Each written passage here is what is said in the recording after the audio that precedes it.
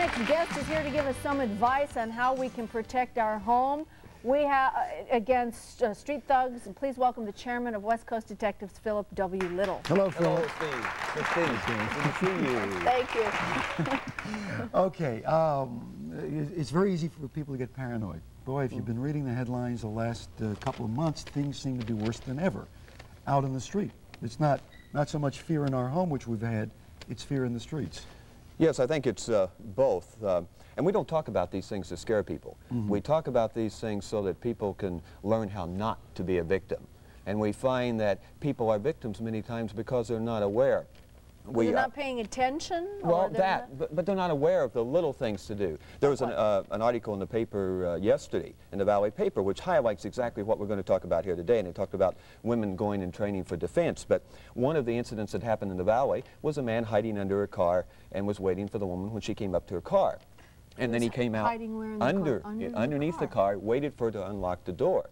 And so what I want to do is start and kind of walk people through the do's and don'ts and what they should do when they leave their home. The little things that they can do to protect themselves. And again, you're mentioning there has been a real increase in what they call follow-home crimes. Yes. People wait for, usually women in supermarket shopping lots, and they follow. That's been a big thing lately. Yes. But that can be avoided if people know the little things that the bad guys look for. Okay, like on daytime television, or what they call them, bad guys, crooks, or whatever. But anyway, we'll call them bad guys. When you leave your home in the daytime, number one, you should make sure you double check that all your windows and doors are locked.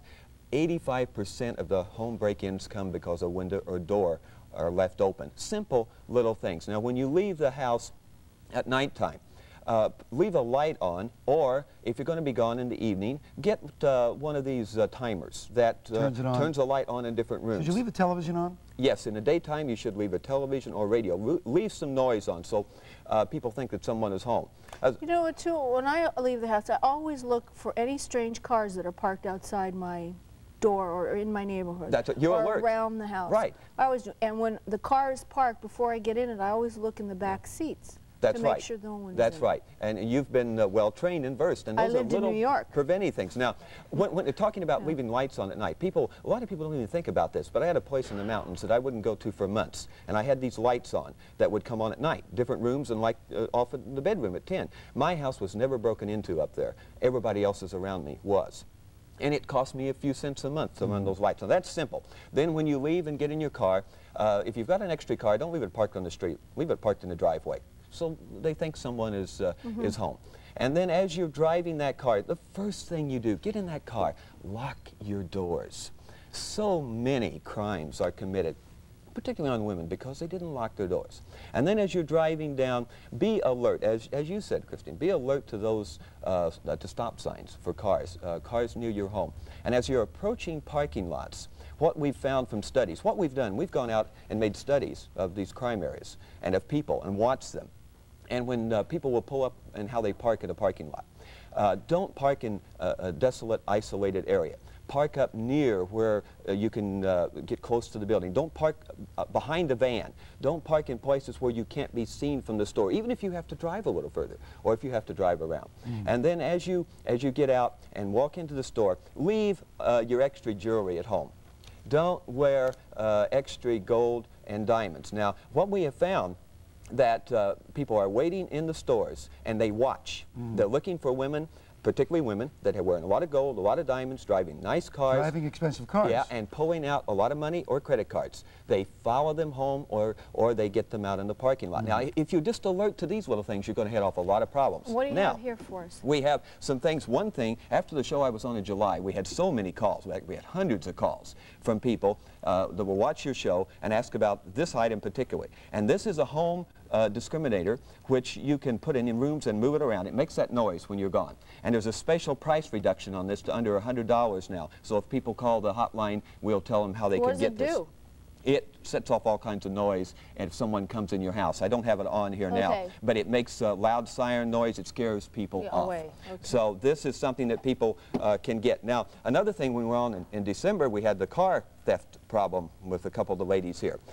You should have a car alarm that has remote capabilities for setting up both your lights your door locks, so that when you approach that car with your bags full of groceries, you don't have to fumble for your keys, you don't have to look around, you don't have to get in your trunk. You can push this button. This will turn your lights on? Turn your lights on inside the car, open your doors, and you quickly then can get your packages inside. And it also disables all of your fuel and battery systems. Someone can't steal your car. How much is this?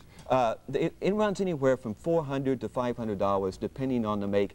This is a Kenwood. Alpine makes good ones. A lot of others make good ones. Now, the thing for the ladies that they can use when they're out on the street, this is just new, out of Germany, and it has it's a flashlight, which works as a light if you're on the street and need help, but also if someone comes at you, you can pull it out, and noise creates an interest so that you will attract attention to yourself, and that scares off most attackers, because most attackers do not want to attack someone that's alert and that's aware. They're looking for the easy. So if you're looking up, looking around, if you're sure of yourself, if you put out that air that I'm aware, I don't believe crime's going to decrease in America when the crooks become afraid of you and I. They're not afraid of the police. And what's that there? This is the car alarm system, the pieces of this car alarm that goes in your car, and it's a siren, and it's the little components that actually go in your car to protect your car. You know, to sum up what you're saying here, you're talking about being just alert and aware. You can probably save your life. That's correct. It's weaponless defense. We're not talking about needing a weapon. It's talking about a state of mind. And we found from studying criminals that they watch for the kind of person and they know how to pick out a victim. Can you give this car alarm to Lois immediately? She's up all night checking her car. We're doing that. In fact, we are taking care of that. Thank you. For more information, you can call our AMLA hotline. We thank Philip Little from West Coast Detectives. Thanks, Steve. Thank you.